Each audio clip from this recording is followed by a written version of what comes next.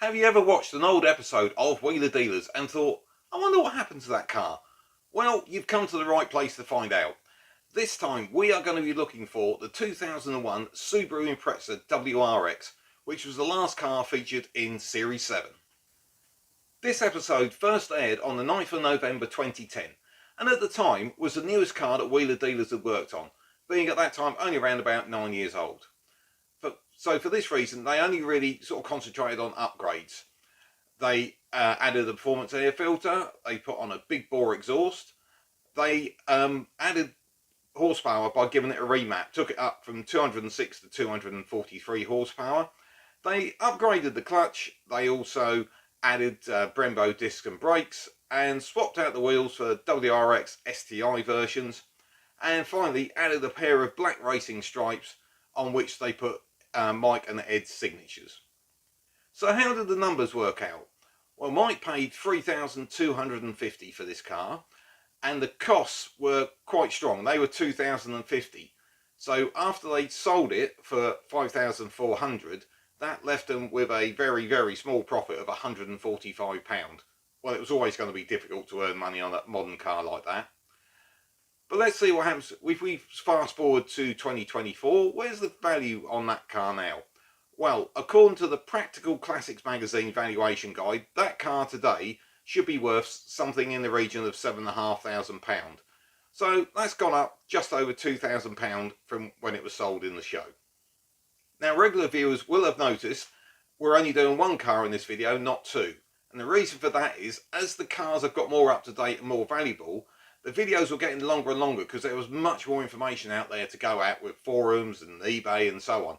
So we've taken the decision, for now, we're just going to do one car per video, and then we can do a comprehensive job on each one. So back to the Subaru.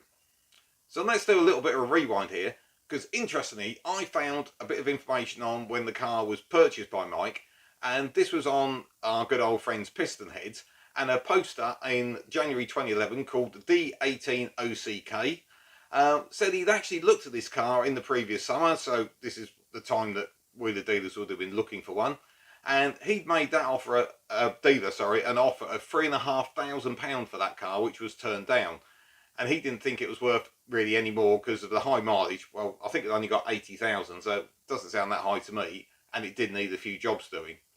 Now, Mike paying $3,250 as a sort of trader to trader, you know, that probably sounds a fairly sensible match on what it was being offered for at the time. Now, as you know, I like to look at MOT history because I think that gives us a good heartbeat of the car. And if we have a look, this car was purchased by Wheeler Dealers sometime in the mid part of 2010.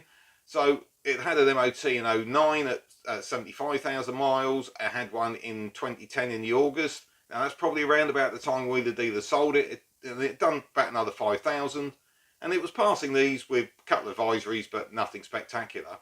Interestingly, the next MOT in September 11, the car has only done 450 miles. So whoever bought it really didn't do a lot of work on it. But after that one in September 11, nothing, which is, for us, never a good sign. So what else have I found? Well, Spanners MC posted in August 2010 on the scoobynet.com forum that the car was for sale for $5,895 on eBay, and it was listed as being from Wheeler Dealers. So I imagine this is when the program themselves were trying to sell the car. And then of course the program went out later that year. And then again on scoobynet.com at the back end of the following year, 2011, there's a couple of links people have posted to ads for the car, and it's being sold on eBay. And I've managed to be able to get screenshots of each of those adverts. Now, the first one ended on the 12th of October, and the car was listed at $4,450. So it appears it didn't sell because it was listed again ending at the end of October for $3,950. And then a month later, it was listed again at $3,495. Now, it didn't appear again after then, so I can only assume that it got sold at that point.